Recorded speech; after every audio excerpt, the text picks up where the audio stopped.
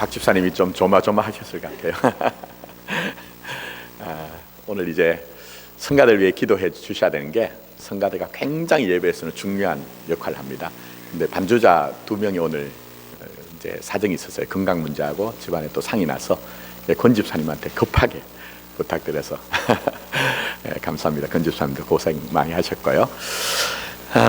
우리 한 주 믿음으로 살아오시면서 또 힘든 가운데서, 또 어려운 가운데서, 또 문제 가운데서 승리하신 여러분을 축복합니다. 여러분 한 주 사실 때 하루를 나의 현재로, 오늘로 사셨는지 한번 생각해 보십시오. 무슨 말이냐 하면, 내가 나로 살아가는 것에 제일 중요한 것 중에 하나가 현재로, 오늘로 사는 거예요. 나를 그대로 수용하는 것이죠. 내가 내 능력도 인정하고 내 환경과 정황도 그대로 수용하는 것, 이게 꼭 필요합니다. 그래야 내가 나로 살고 행복할 수가 있는 것입니다. 자, 때로는 우리가 과거로 사는 경우가 있어요. 우리 집에 예전에 황금 송아지가 있었다, 뭐 이런 마음을 가지고 자꾸 과거만 생각하는 경우가 있어요. 또 그게 아니면은 내일 모레 인천 앞바다에 배만 들어오면, 뭐 그런 우리가 일어나지 않은 장래에 대한 것들만 생각하는 경우가 있다는 거예요. 그래서는 절대 행복할 수가 없다는 거예요.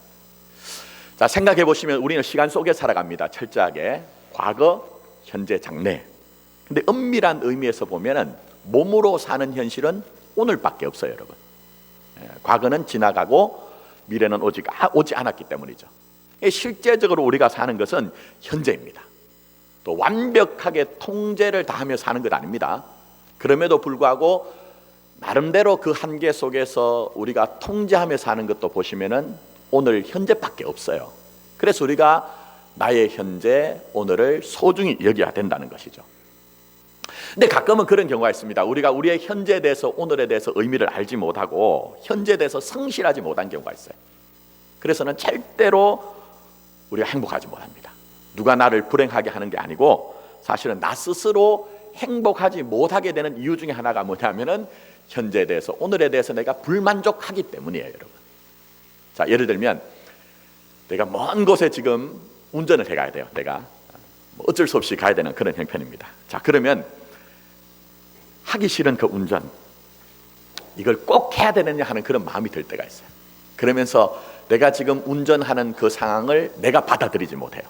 그러면서 뭘 생각하느냐? 목적지에 도착한 것만 계속 생각하며 가는 거예요. 그럼 어떤 일이 발생할까요? 내가 지금 운전을 하는 이 현재 시간, 이것은 전부 다 버리는 시간이 되는 것입니다.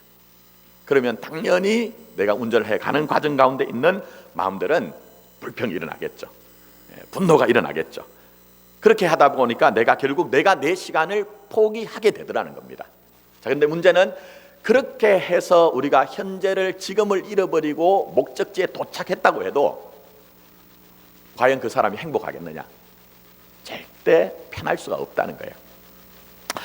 그래서 제가 말씀드린 것 중에 하나는, 중요한 것은 우리가 현재와 오늘을 소중히 여기고 현재 행복할 수 있어야 장래, 미래도 행복할 수가 있다는 거예요, 여러분. 저는 우리 교회가 뭐 여러 가지 한계도 있지만 여러분들이 오늘 이 현재를 좀 행복해 할 수 있는 그런 교회와 여러분이 되었으면 좋겠다는 것입니다. 자, 근데 제가 오늘 이 시간에 대해서 말씀드린 이유가 있습니다. 부활 신앙도 마찬가지입니다. 잘 한번 생각해 보세요. 우리는 과거적인 측면에서 예수님이 부활하셨다는 것을 인정하고 믿습니다. 그래서 오늘 우리가 예배 드리는 동안도 사도신경으로 우리가 믿음을 고백하면서 뭐라고 고백합니까? 주님이 장사된 지 사흘 만에 죽은 자 가운데서 다시 살아나셨다는 것을 고백하잖아요. 또 저 같은 목회자들은 부활주일만 가까우면은 예수님의 부활의 사건을 여러분에게 이해시키고 설득시키기 위해서 빈무득 얘기를 합니다. 또 부활하기 전에는 그 제자들이 얼마나 나약했는데, 두려워했는데, 부활하신 주님을 만나고 그들이 이렇게 변했다는 사실을 통해서 과거의 부활을 이해시키고 설득시키려고 해요. 또 더 나아가서는 때로는 과거의 사실만이 아니라 장래적인 측면에서 부활을 제가 이해시켜 드리기 위해서는 때로는 고린도전서 15장, 데살로니가전서 4장, 아니면 요한계시록을 통해서, 여러분, 우리가 이 땅에서 수완이 다 끝나고 난 이후에는 우리가 육신의 장막을 벗고 그리스도 예수라는 그 부활의 몸을 입게 됩니다라고 설교하기도 합니다. 자, 그런데 잘 한번 생각해 보세요. 우리가 과거에 주님이 부활하셨다는 걸 인정합니다. 먼 훗날 언제인지 모르지만 우리가 언젠가 주님 앞에서 우리가 부활의 몸으로 살 것들을 우리가 기억합니다. 근데 그것만으로 충분하지 않은 거예요. 그것만으로 부활신앙이 충분하지 않은 거예요. 제가 말씀드린 시간 속에서 현재 오늘이라는 시간이 행복하지 않으면 우리의 장래도 행복할 가능성이 적다고 말씀드린 것처럼, 오늘 우리가 이 현재 속에서 부활의 능력을 힘입고 부활로 살지 않으면요, 온전한 부활의 능력을 우리가 가지고 사는 것이 부족하다는 거예요. 그래서 제가 부활주의를 기점으로 해가지고 부활의 삶이 무엇인가를 지금 함께 보고 있습니다. 그러니까 주님도 잘 한번 보시면 이 부활 신앙에 대해서 현재와 오늘의 부활을 강조하십니다. 특히 요한복음 11장을 보시면 죽은 지 나흘이 된 나사로를 주님이 오셔서 살리시는 장면이 등장합니다. 자, 그때 주님께서 마르다에게 이렇게 얘기하십니다. 내 오라비가 다시 살아나리라. 현재적인 측면에서 얘기를 하세요. 내 오라비가 살아나리라. 근데 마르다는 뭐라고 할까요? 마지막 날 부활의 때에 다시 살아날 줄을 내가 아나이다, 내가 믿나이다라고 얘기를 해요. 장래적인 측면에서 얘기를 하는 것이죠. 근데 그렇게 얘기를 하는 이 마르다에게 주님께서 말씀하시는 것은, 나는 부활이요 나는 생명이니 나를 믿는 자는 죽어도 살겠고 무릇 살아서 나를 믿는 자는 영원히 어떻게 해요? 죽지 아니하리라고 말씀하심으로 말미암아 현재적인 측면에서 부활이 무엇인지 생명이 무엇인지를 말씀하고 계세요. 여러분, 그렇다면 우리가 이 부활신앙이라는 거 다시 한번 깊이 생각을 해보셔야 됩니다. 과거에 주님이 부활하셨다는 사실을 인정하고 믿는 것 소중합니다. 장래적인 측면에서 우리의 눈물을 다 주의 병에 담아두시고 우리가 이 연약한 몸을 벗을 때에 그리스도의 그 완전한 몸으로 만들어주실 장래적인 소망의 그 차원도 굉장히 우리가 바뀔 수가 없는 거예요. 그러나 저와 여러분들이 정말 하나님의 영광이 무엇인지 알기 위해서는 우리 주님이 마르다에게 말씀하신 것처럼 내가 믿을 때 하나님의 영광을 보리라고 말씀하셨기 때문에 오늘 내게 있는 이 부활의 삶을 인정하고 그 부활 속에 살아갈 때만 하나님의 영광을 알고 하나님의 영광을 나타낼 수가 있다는 거예요, 여러분. 그래서 제가 계속 몇 주 동안, 물론 이제 어버이주일이나 어린이주일, 어버이주일은 절기를 따라서 부활에 대해서 제가 설교를 하지 못했습니다만, 아무쪼록 이 말씀을 묵상할 때에 부활이 옛날의 사건이나 부활이 장래에 있는 먼 사건이 아니라 우리의 의와 우리의 능력이 되시는 그 주님으로 말미암아 그 부활의 능력을 힘입어서 오늘 이 하루하루 살아가는 것이 부활로 살아가는 여러분의 삶이 되었으면 좋겠다는 것입니다. 자, 그러면 먼저 기억하실 것은, 과연 이 부활의 능력으로 우리가 오늘 부활로 산다는 것이 무엇인가를 이해하기 위해서는 성경에서 말씀하고 있는 부활이 뭔지를 알아야 돼요. 부활이 뭔지를 알아야 됩니다. 자, 성경에서는 이 부활이라는 말을 위로 서는 것, 위로 서는 것이라고 설명하고 있어요. 자, 이렇게 설명드리면 여러분이 한 번도 그런 말씀을 들어보지 않았기 때문에 의아할 수가 있습니다. 근데 어려운 것은 아니기 때문에 한번 잘 따라오시면 이 말의 의미가 무엇인지를 알 수 있을 것 같아요. 자, 이 부활이라는 말은 원래 원어로는 아나스타시스란 말입니다. 제가 원어를 얘기하더라도 여러분 시험에 들지 마시고 우리가 이해하지 못하는 부분에 훨씬 풍성한 하나님의 말씀을 드러내기 위해서 제가 사용한다는 것을 이해하시기 바랍니다. 이 부활이 뭐라고요? 아나스타시스란 말이에요. 그래서 이 아나스타시스 부활이란 말은 사전적으로는 우리가 일반적으로 알고 있는 것은 죽었던 사람이 다시 살아나는 거예요. 근데 성경은 그 정도를 얘기하지 않습니다. 우리가 일반적으로 통속적으로 알고 있는 것보다 훨씬 더 깊은 진리를, 풍성한 은혜를 우리에게 설명하고 있습니다. 이 아나스타시스란 말은 원래 아니스템이라고 하는 동사에서 온 말이에요. 근데 이 아니스템이란 말은 아나라고 하는 위로, 아나라고 하는 위로와 히스템이라고 하는 일어서다, 서다라는 말이 합쳐져서 된 말이에요. 자, 그러면 느낌이 오십니까, 여러분? 부활이 뭐라고요? 일어서다, 일어서다라는 말이에요, 여러분. 근데 이것을 좀 이해를 하기 위해서 성경에서는 죽음을 어떻게 표현하느냐? 아래로 내려가는 것, 죽음을 아래로 내려가는 것이라고 설명하고 있어요. 그럼 부활이 무엇입니까? 죽음의 권세가 결국 우리의 인생을 아래로 끌고 내려갈 때에 그렇게 끌려 내려가지 않고 그것을 딛고 하늘로 일어서는 것을 부활이라고 얘기를 하는 거예요, 여러분. 자, 다시 한번 설명드립니다. 이 부활이란 것은 죽음의 권세가 우리를 아래로 끌고 내려갈 때 그것을 딛고 일어서는 것이 뭐라고요? 부활이란 거예요, 여러분. 근데 여기서 중요한 것이 등장합니다. 제가 이렇게 설명드리면 아이고 이건 뭐 우리하고 우리 현실하고 무슨 관계가 있느냐 생각되지만 사실은 이 사망의 권세가 우리를 끌고 아래로 내려가는 것은 굉장히 현실적이고 사실적인 문제예요. 무슨 얘기냐? 사망의 권세가 우리를 아래로 끌고 가는 것이 언젠가 우리의 연한과 수한이 다 되어서 육신의 장막을 벗는 그때만을 얘기하는 것이 아니고, 여러분 잘 보시면 우리의 삶의 언저리에는 얼마나 많은 이 죽음의 권세가 우리를 넘어뜨리려고 아래로 끌고 가려고 하는지 몰라요, 여러분. 여러분의 삶의 정황을 잘 한번 보십시오. 우리가 때때로는 푸른 초장 맑은 시냇물가를 가잖아요. 근데 때로는 우리가 메마른 광야를 지나갈 때가 있습니다. 거친 들판을 거쳐 나갈 때가 있어요. 사망의 엄침한 골짜가 여러분을 둘러쌀 때가 있더라는 거예요, 여러분. 그런 죽음의 권세가 여러분을 전부 아래로 끌고 가려고 하는 것이 삶의 현실이라는 거예요, 여러분. 때로는 우리가 정말 암사섬의 발같이 높은 데 이르러서 그렇게 뭔가 좀 고향이 된 것처럼 그렇게 우리가 살아갈 때가 있습니다. 그러나 오늘 여기에 말씀해 보면 수렁 가운데라고 표현한 것처럼 내려가도 도무지 그 끝이 어딜까 하는 그런 당혹감들, 무력감들 느낄 때가 있더라는 거예요. 자, 그렇다면 여러분 한번 잘 보십시오. 모양은 다를지라도 우리의 소유의 문제든지 건강의 문제든지 깨어진 인간관계의 문제든지 또 아니면 여러분 우리가 우리의 마음과 내면에 가는 것이 있는지 영적인 우리가 문제든지 우리의 삶은 얼마든지 죄의 권세가 사망의 권세가 여러분을 무릎 꿇리려고 끌고 아래로 내려가는 삶의 현실이 있더라는 거예요, 여러분. 그렇다면 이 부활이라는 거 생각해 보십시오.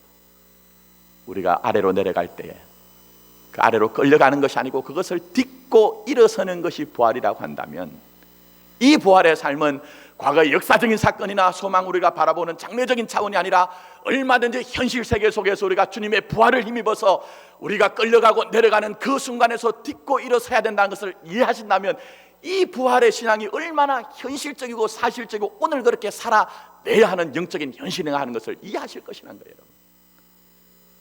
그렇기 때문에 오늘 우리는 죄와 죽음과 저주를 이기신 주님을 의뢰할 수밖에 없는 거예요. 그분을 우리가 신뢰하며 그분을 붙들 수밖에 없고, 오늘 이 하루도 하나님 이 하루 사는 것이 부활하신 주님의 그 의와 능력을 부어주셔서 우리 스스로는 도무지 끌려가고 내려갈 때에 우리 스스로 일어설 수 없지만 그것을 딛고 주님의 부활의 능력으로 일어서는 삶이 되게 해주시는 기도를 할 수밖에 없는 거예요, 여러분. 저는 오늘 예배 가운데 있는 분들이 때로는 내려가는 그 인생의 길에서 발견된다 할지라도 부활의 능력과 또 우리에게 의의 능력으로 함께 하시는 그 주님을 신뢰하고 의뢰함으로 말미암아 딛고 하늘로 일어서는 여러분의 삶이 되기를 예수님의 이름으로 축복합니다. 자, 그렇다면 우리가 이렇게 일어서는 위로 서는 그런 신앙, 하루하루를 부활로 살기 위해서는 무엇이 필요할까? 무엇이 정말 필요할까? 오늘 시편 40편을 통해서 우리가 좀 살펴보기를 원합니다. 자, 우선은 제가 오늘 본문의 말씀을 말씀으로 강의하는 것이 아니고 구조로 지금 보려고 합니다. 그것을 여러분이 먼저 이해를 해 주십시오. 자, 시편 40편을 보시면서 우리가 위로 일어서는 신앙, 정말 하루하루를 부활로 사는 것이 무엇이 필요할까? 첫 번째, 우리 주님은 우리에게 영혼의 어두운 밤이 있음을 인정하라, 수용하라고 말씀하세요. 우리가 인생에 살아가다 보면 영혼의 어두운 밤이 있다는 것을 거부하거나 거절하거나 회피하지 말고 그 사실을 인정하고 그것을 수용할 때에 너희들은 일어설 수 있다, 하루하루를 부활로 살 수 있다고 말씀하세요, 여러분. 자, 제가 말씀드린 것처럼 구조를 보셔야 됩니다. 자, 1절부터 10절을 먼저 한 단락으로 나누셔야 됩니다. 그 다음에 11절부터 17절을 한 단락으로 나누셔야 되는데, 보시면 무슨 내용이냐? 1절부터 10절에는 나를 구원하신 하나님에 대한 감사가 있어요. 찬송이 있어요. 감격이 있어요. 근데 그 다음에 11절부터 무엇이 나타나냐? 하나님께 다시 어려움을 호소할 수밖에 없는 형편이 나오고 여기에 탄식이 나오는 그런 모습이 나와요. 근데 여러분, 이 시편 40편이 다른 시편하고 좀 다른 것이 있습니다. 뭐가 다르냐? 물론 다른 시편에도 탄식이 나오고 감사가 있기 때문에 내용으로 별 차이가 없는 대우라고 이해할 수 있지만 아주 다른 게 있어요. 그게 뭐냐? 다른 시편들은 대부분 다 탄식이 먼저 나오고 감사가 나와요. 내 삶의 어려움이 이런 것이 있습니다 호소하고 하나님이 그것을 건져내심으로 말미암아 하나님에 대한 감사가 뒤에 나온다니까요, 여러분.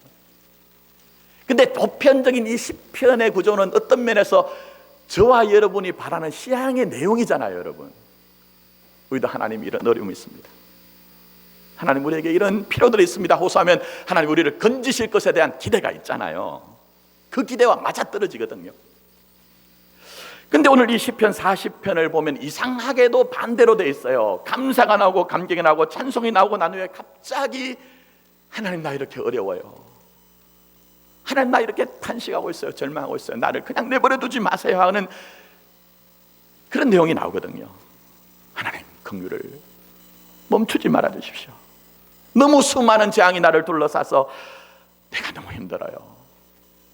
내 죄악이 지금 이렇게 나를 덮쳤습니다. 내가 이렇게 수모를 당하고 낭패를 당하고 있는데 그것을 기뻐하고 조롱하는 무리들이 있습니다. 하나님 그들이 물러가서 수치를 창피를 당하게 해주세요. 이런 내용들이 나오거든요. 자, 그러면 보편적으로 다른 시편들이 탄식에서 절망으로 넘어간데 왜 이 시편 40편은 보시면 감사에서 탄식으로 넘어가느냐? 자, 다시 한번 보십시오. 다른 시편들은 탄식에서 감사로 넘어가는데 왜 이 시편은 감사에서 탄식으로 넘어가느냐 하는 것이죠. 하나님이 여러분에게 보여주시고 싶으신 게 있어요. 그것은 바로 우리의 삶의 현실, 믿음의 실존을 보라는 거예요. 아무리 믿음으로 산다고 할지라도 분명히 영혼의 어두운 밤이 있다는 사실을 직시하라는 거예요. 그리고 그것을 수용하고 그것을 인정하고 받아들일 때 그것이 바로 위로 일어서는 신앙의 첫 번째 단계이며 너희들 오늘 부활로 사는 데 있어서 그것이 필요하다고 말씀을 하시는 거예요. 여러분, 우리는 하나님 앞에 나갈 때 정직하게 하나님 앞에 나가야 됩니다. 가면을 쓰거나 위장을 하나 포장을 하는 것이 아니라 정말 정직하게 하나님 앞에 나가야 되는데 우리의 삶의 현실, 믿음의 실존이 무엇입니까, 여러분? 우리의 마음에 희고하는 바가 무엇입니까? 오늘 이 시편 말씀해 보시면 다윗처럼 어떤 면에서 하나님 우리가 하나님의 도우심으로 말미암아 날마다 찬송하는 입술이 되게 해주십시오. 감사의 제목이 너무 넘쳐서 정말 주체할 수 없는 감사가 좀 있기를 원합니다 하는 마음 여러분 없으세요? 여러분은 없는지 모르지만 저는 그런 소원들이 있습니다. 오늘 이 본문의 말씀처럼. 아니 그 정도는 아니어도 하나님 내가 세상 가운데 살 때 그래도 내가 교회 다니는 사람으로서 하나님 믿는 사람으로서 자존심은 좀 지키게 해주셔야 되는 것 아닙니까 하는 그런 마음들 다 있잖아요, 여러분. 그런데 오늘 여러분 이 시편 40편의 저자인 지어인인 다윗처럼 우리도 때로는 감사와 찬양과 감격을 고백하는 순간도 있지만 때로는 우리의 삶에 혼란스러움과 탄식과 절망이 있다는 것이 우리의 삶의 현실이라는 거예요. 그런데 그때를 지나가는 것을 영성신학자들은 영혼의 어두운 밤, 영혼의 어두운 밤이라고 말씀하고 있어요. 특별히 이 영혼의 어두운 밤이라는 말은 십자가의 성 요한이 영적으로 정말 성숙하고 영적으로 큰 기쁨을 경험한 믿음의 사람들조차도 때론 영적인 시련이 올 때 그곳을 영혼의 어두운 밤 이렇게 표현을 하고 있는 거예요. 우리도 그렇죠? 때로는 하나님이 살아계시며 하나님이 나를 사랑하시며 나를 아신다는 사실에서 얼마나 감사하고 감격한지 몰라요. 그래서 하나님 앞에 우리가 찬양하며 정말 행복한 때도 있습니다. 그런데 어느 순간 돌아보니 그 은혜의 충만함은 내 마음에서 다 사라지고 신앙의 침체가 찾아옵니다. 마음의 기쁨이 사라지고 두려움과 당혹감과 수치감과 그 불안이 우리를 엄습하는 경우가 있어요. 그래도 마지막 그 영적인 믿음의 자존심이 있기 때문에 그때 하나님 앞에 나가서 하나님의 이름을 부릅니다. 주님의 이름을 부릅니다. 그러나 그때 주님의 음성이 들리지 않습니다. 주님의 음성이 들리지 않아요. 오히려 내 마음 안에서는 하나님은 어디 계신 것입니까? 하나님은 어디 계신 것입니까? 왜 하나님은 침묵하십니까? 제 삶에 부재하십니까? 하는 내 목소리만이 메아리치는 그런 경우가 있더란 거, 그게 바로 영혼의 어두운 밤이라는 거예요, 여러분. 영혼의 어두운 밤. 근데 이 영혼의 어두운 밤은 여러분 혼자만 겪는 게 아니라는 거예요. 오늘 시편 40편에 오늘 지어인이 이 다윗도 경험을 하는 것이고, 믿음의 조상이라고 하는 아브라함과 이삭과 야곱도 그것을 통과하고 있습니다. 모세는 40년 동안을 성경에서 정확히 나타나지 않지만 그 40년은 사실은 자기가 어떤 면에서 잃어버린 시간이에요. 고독하고 외롭고 방황하고 하나님이 어디 계신지 모르는 거예요. 믿음에 출중했던 그 엘리야는 어떻습니까? 로뎀나무 아래로 기어 들어가서 거기서 여호와여 넉넉하지 못하오니 지금 제 생명을 좀 거두십시오. 내가 내 조상들보다 못합니다 하는 그런 탄식의 순간이 있었잖아요. 그렇기 때문에 영혼의 어두운 마음은 믿음 있는 여러분들에게 정상적으로 우리에게 나타나더라는 거예요. 심지어 우리 주님은 어떻습니까? 우리 주님은 십자가에 달려 돌아가실 때에 하나님의 영광이 하나도 보이지 않습니다. 하나님의 영광을 찾아볼래야 찾아볼 수가 없는 그 탄식 가운데 계셨습니다. 마치 도수장에 끌려가는 그 한 마리의 양처럼, 짐승처럼 흑투성이 잿투성이가 되어서 목마름 속에서 그렇게 십자가에 죽으시는 그 자리, 평소에는 그렇게 아버지라고 친밀함 속에 있었지만 그 순간은 하나님이 너무 멀리 계신 것 같아서 엘리 엘리 라마 사박다니, 엘리 엘리 라마 사박다니, 하나님 하나님 어찌하여 나를 이렇게 버려두십니까? 라고 처절하게 그렇게 부르짖는 그 모습, 그게 바로 우리의 삶의 믿음의 현장에 우리들에게도 있더란 것. 그 영혼의 어두운 밤, 그 영혼의 어두운 밤이 우리 가운데 있는데, 그러나 중요한 것은 위로 서는 신앙, 오늘 이 하루를 부활로 사는 우리가 삶을 살기 위해서는 아프고 힘들지만 그것을 인정하고 수긍하고 수용하라고 말씀하고 계세요, 여러분. 그것을 받아들여야 된다고 말씀하고 계세요, 여러분. 물론 그것 인정하는 것 수월한 건 아닙니다. 오늘 시편 40편을 보셔도 다윗이 얼마나 아파하는지 여러분 느껴지십니까, 여러분? 그거 아파하는 거 여러분 느껴지세요? 그러나 우리 하나님이 우리에게 말씀하시는 것은 이 영혼의 어두운 밤이 있다는 사실을 우리가 인정하지 못하면 우리의 신앙은 마치 뜬구름을 잡는 것 같은 관념적인 신앙이 될 수밖에 없기 때문에, 믿음의 길을 가고 있는, 소망의 길을 가고 있는 너희들에게 이 영혼의 어두운 밤이 있을 수 있다는 이 사실을 인정하라, 수용하라, 받아들이라고 말씀하는 거예요, 여러분. 그래서 베드로 사도는 우리에게 말씀하십니다. 사랑하는 자들아, 사랑하는 자들아, 너희를 연단하려고 오는 시험을 이상한 일을 당한 것 같이 어떻게 하라고요? 이상히 여기지 말라 얘기합니다. 특별히 여기서 이상히 여기지 말라는 말은 이 원어를 다르게 번역을 하면 접대를 하다, 영접을 하단 말이에요.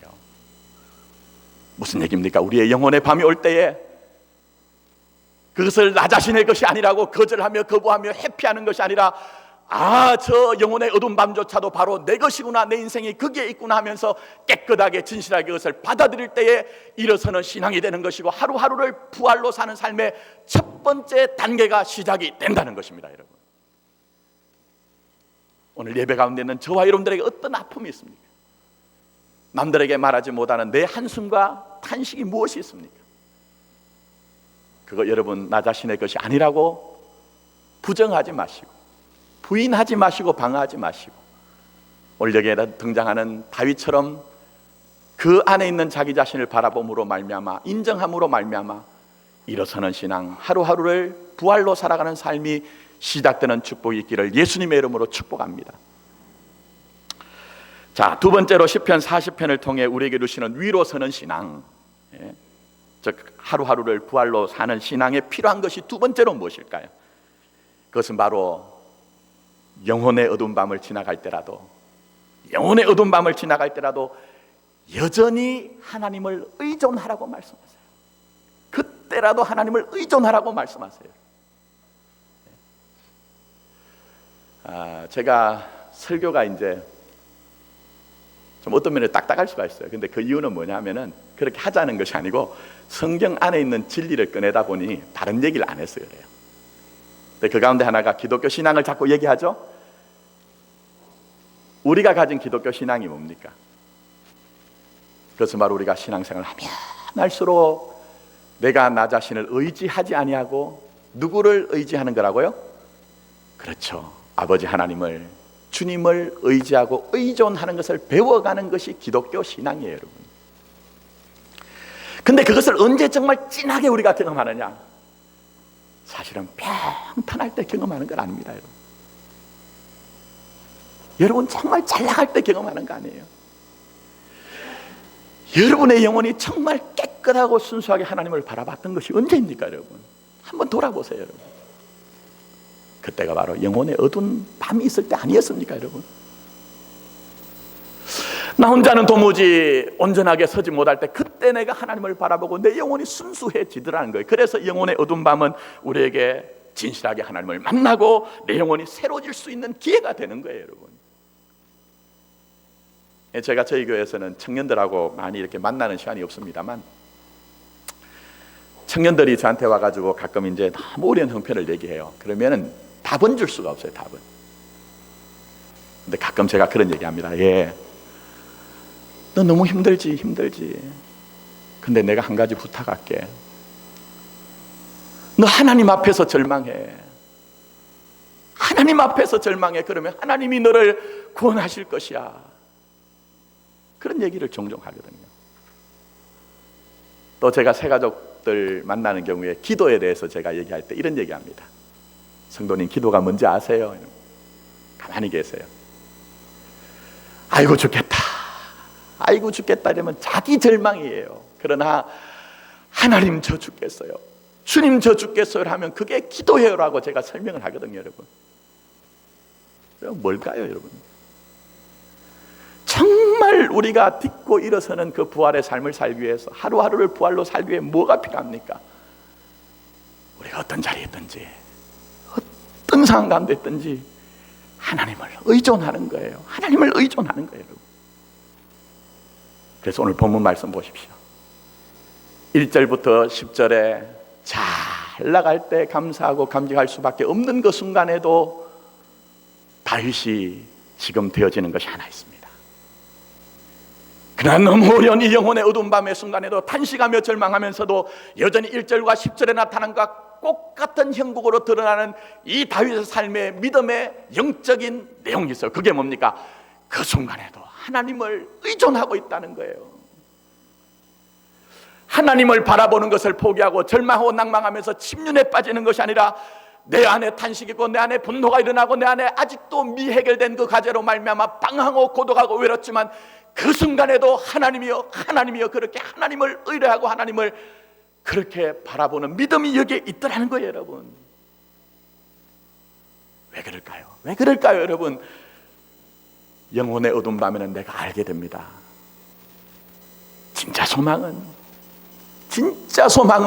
세상과 내 곁에 있는 사람들에게 있는 것이 아니라 나를 부활로 생명으로 살게 하신 아버지 하나님에게 있다는 것을 알기 때문에 다윗은 전적으로 하나님을 의존하고 있는 것입니다, 여러분.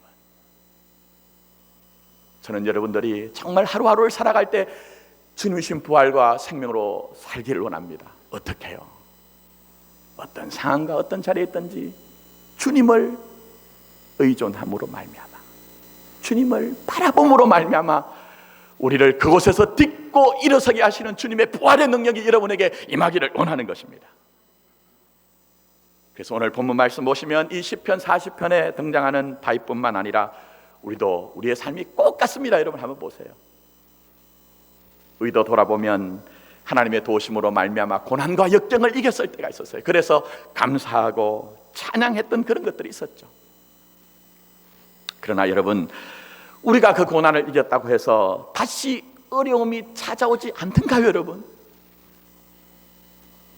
내가 그때 그렇게 하나님 앞에 감사의 노래를 드렸다고 해서 지금 내게 위기가 없던가요, 여러분?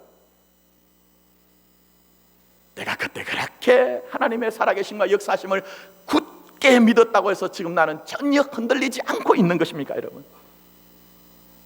누구나 다 우리 가운데 예배드리는 사람, 모든 사람들이, 모든 분들이 다 그렇지 않다는 것을 우리는 알고 있잖아요. 우리가 우리의 고난의 강을 건너왔다고 해도 여전히 문제는 다시 등장을 하더라는 것입니다. 우리가 정말 하나님 앞에 감사드리는 그런 감사의 순간이 있었지만 또 하나님 앞에 부르짖을 수밖에 없는 다급한 처지가 우리에게 나타나더라는 거예요. 우리의 믿음이 얼마나 견고한지 내가 나 자신을 봐도 참 기특한 순간도 있었지만 어느 순간을 보니 내 영혼과 내 마음이 마구 흔들리는데 내가 나 자신을 안타까워할 수밖에 없는 그런 순간도 있더라는 거예요, 여러분. 그러나 정말 중요한 때가 그때입니다. 정말 소중한 때가 그때입니다. 우리가 위로 서는 신앙, 정말 하루하루를 부활로 사는 신앙이란 것은 그때라도 하나님을 의존합니다. 그때라도 하나님을 의지합니다. 그때 하나님은 그 믿음을 소중히 여기십니다. 그리고 그때 하나님은 하나님과의 관계를 끊지 않고 하나님을 바라보며 내 마음을 물과 같이 쏟아 놓을 때에 그 의지하고자 하는 마음을 받아주십니다. 그리고 비록 우리가 우리의 삶의 영혼의 어두운 밤이 있다 할지라도 하나님을 의존하게 될 때에 이전에 기가 막힐 웅덩이와 수렁에서 끌어올리시고 우리의 발을 반석에 두시고 걸음을 견고하게 하신 것처럼 여러분을 다시 새롭게 하고 다시 일어나게 하실 것입니다. 우리가 그때라도 하나님을 의존하면 우리 하나님께서는 우리의 입술에 다시 찬송을 두시고 감사하는 인생을 만들어 내실 것입니다. 아무쪼록 이제 말씀을 맺으면서 부활이라는 것이 과거의 사건만으로 머물지 않기로 합니다. 부활이란 것이 먼 장래만 있을 일이라고 여러분이 그렇게 생각하지 마시기 바랍니다. 오늘 지난하고 고단하고 때로는 피곤한 인생의 길을 가는 그 순간에도 하나님은 여러분을 그것을 딛고 일어서는 부활로 살게 하시는 분입니다. 아무쪼록 그 하나님을 의존하고 의뢰하고 그분만을 붙들므로 말미암아 하루하루를 부활의 능력으로 부활로 살아가시는 저와 여러분 되기를 예수님의 이름으로 축복합니다. 기도드리겠습니다.